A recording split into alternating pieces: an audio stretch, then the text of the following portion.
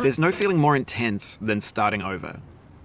If you deleted your homework the day before it was due, as I have, or if you left your wallet at home and you have to go back after spending an hour in the commute. If you won some money at the casino and then put all your winnings on red but it came up black. If you got your best shirt dry cleaned before a wedding and then immediately dropped food on it. If you won an argument with a friend and then later discovered that they just returned to their original view. Starting over is harder than starting up. If you're not ready for that, like if you've already had a bad day, then what you're about to go through might be too much. Feel free to go away and come back. I'll be here. Alright, thanks for coming with me on this trip.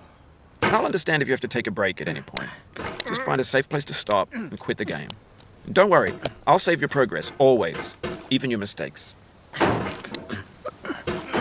This game is a homage to a free game that came out in 2002, titled Sexy Hiking. The author of that game was Jazzuo, a mysterious Czech designer who was known at the time as the father of B games. And B games are rough assemblages of found objects. Designers slap them together very quickly and freely, and they're often too rough and unfriendly to gain much of a following. They're built more for the joy of building them than as polished products. In a certain way, Sexy Hiking is the perfect embodiment of a B game. It's built almost entirely out of found and recycled parts, and it's one of the most unusual and unfriendly games of its time. In it, your task is simply to drag yourself up a mountain with a hammer.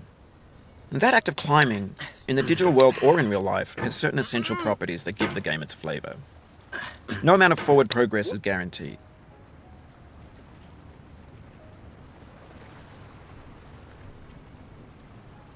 Some cliffs are too sheer or too slippery, and the player is constantly, unremittingly in danger of falling and losing everything.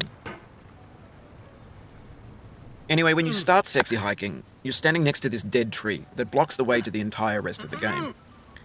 It might take you an hour to get over that tree, and a lot of people never got past it. You prod and you poke at it, exploring the limits of your reach and your strength, trying to find a way up and over.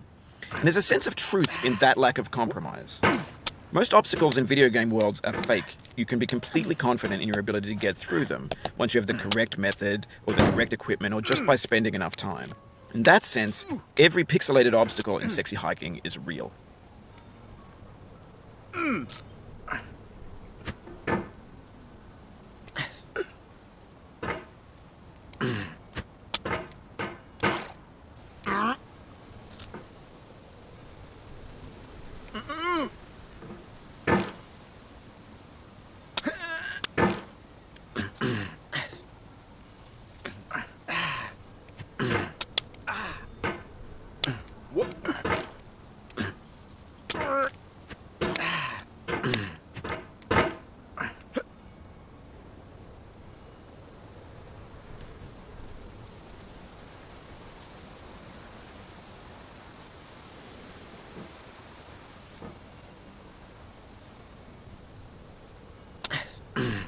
The obstacles in Sexy Hiking are unyielding, and that makes the game uniquely frustrating.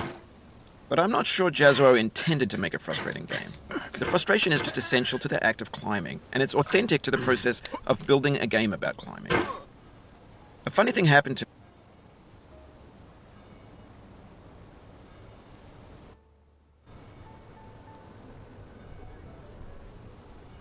me as I was building this game.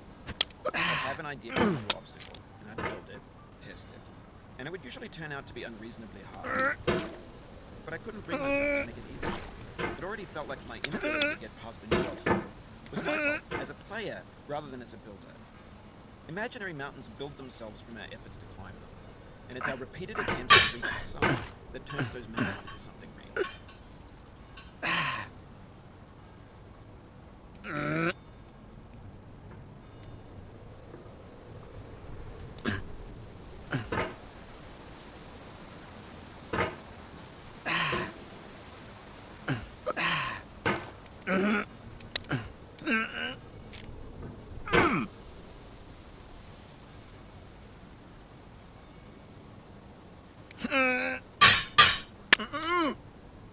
Oh, you just lost a lot of progress. That's a deep frustration, a real punch in the gut. 2,000 years later.